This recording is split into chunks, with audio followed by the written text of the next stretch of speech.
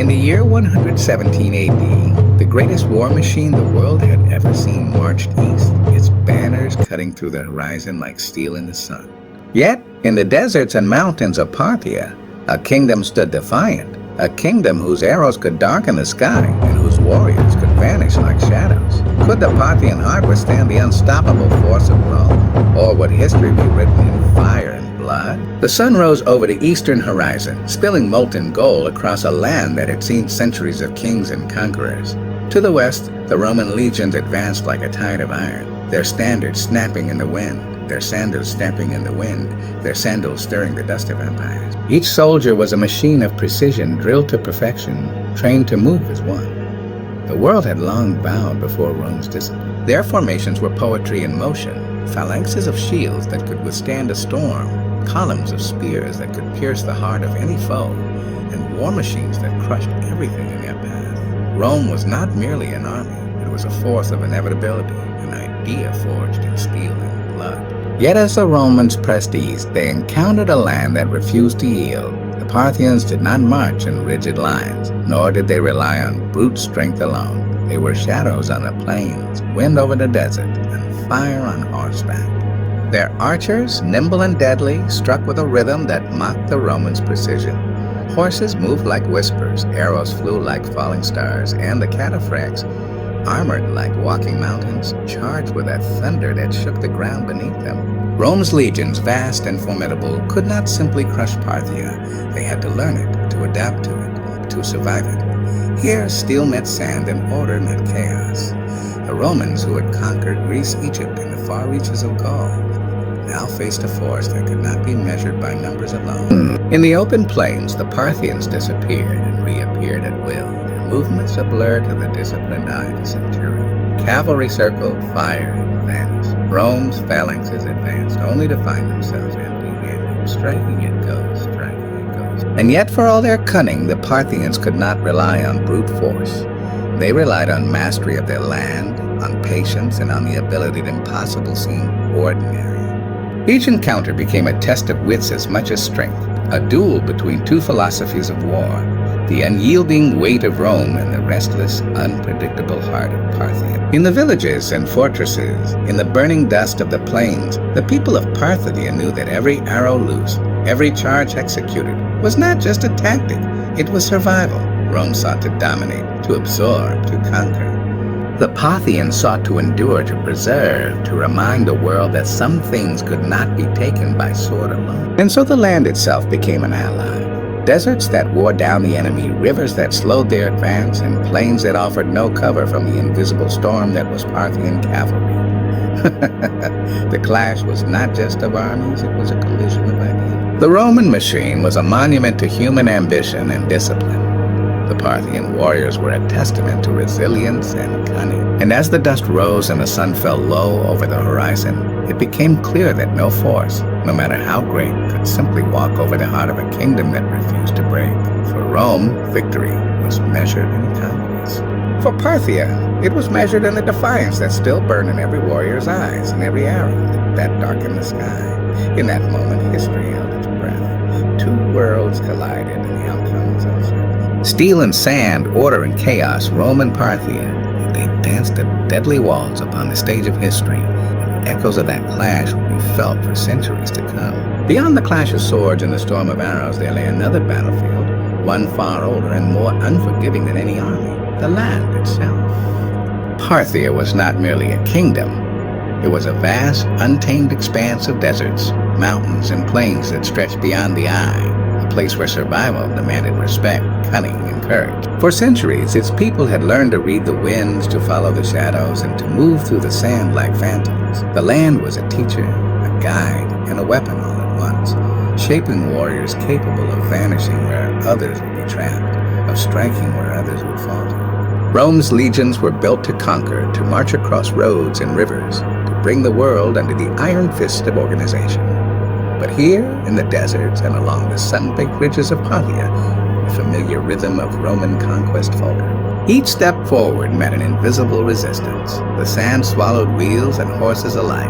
The heat drained the strength of men trained in the cooler Mediterranean, and the open plains allowed the enemy to strike and disappear, before the Romans could respond. Rome could bring armies. It could bring engineers, siege towers, and even elephants.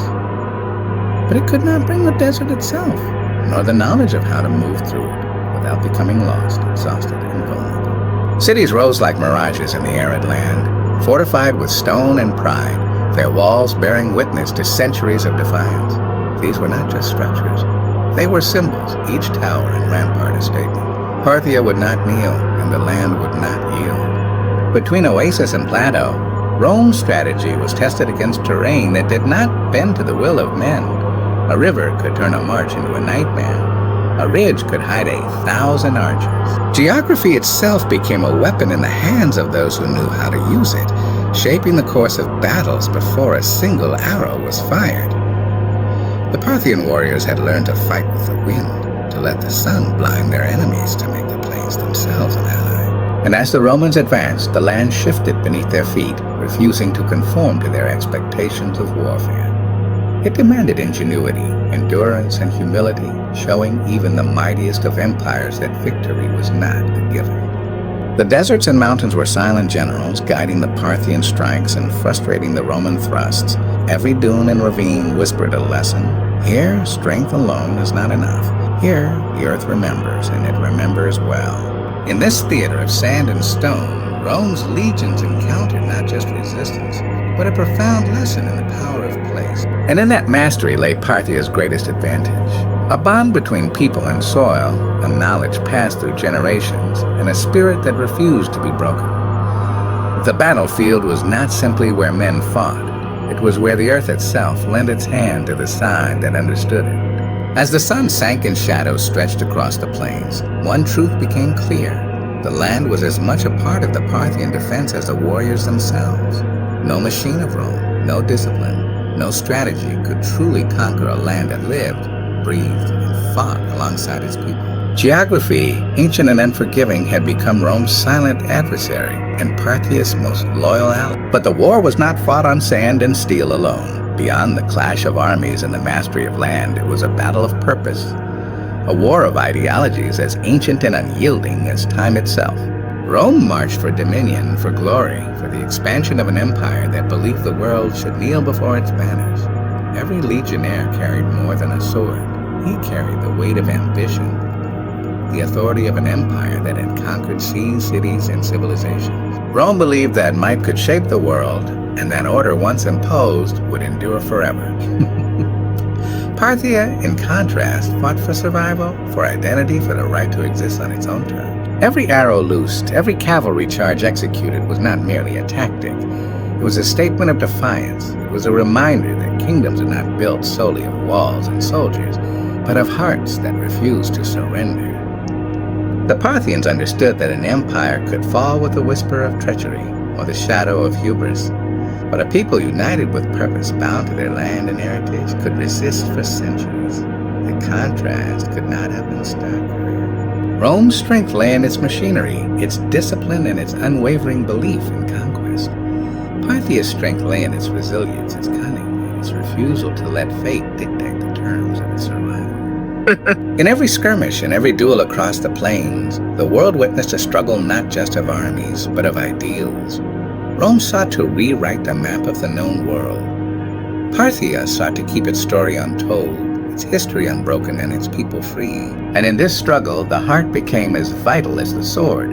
A soldier's courage, a general's vision, and a people's will were the true weapons that shaped the outcome. Rome could crush cities, destroy armies, and bend nations to its will, but it could not crush the spirit of a kingdom that refused to bow. Parthia, with its arrows, its horses, and its warriors who emerged like phantoms from the desert, proved that courage and conviction could stand against steel and strategy. History often remembers the victors, their banners held high, their names etched into stone. But sometimes history remembers the defiance, the audacity to stand, the unyielding heart that says, "We will not be conquered." The war machine of Rome, vast and unstoppable, met in Parthia a force no amount of discipline could entirely subdue. It was a struggle written in the language of survival, a testament to the power of purpose, and a reminder that empires, no matter how mighty, are always tested by those who refuse to submit.